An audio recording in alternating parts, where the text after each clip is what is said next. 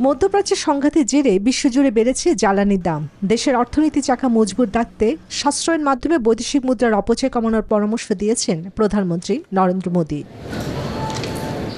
জাতীয় স্বার্থে বৈদেশিক মুদ্রার সাশ্রয়ের জন্য 1 বছর সোনার গহনা না কেনার আহ্বান জানান।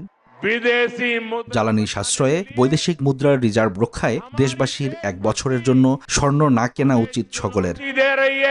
তার এই বক্তব্যের পরেই সোমবার দেশটির গহনা বিক্রেতা প্রতিষ্ঠানগুলোর শেয়ারের বড় দরপতন হয়েছে।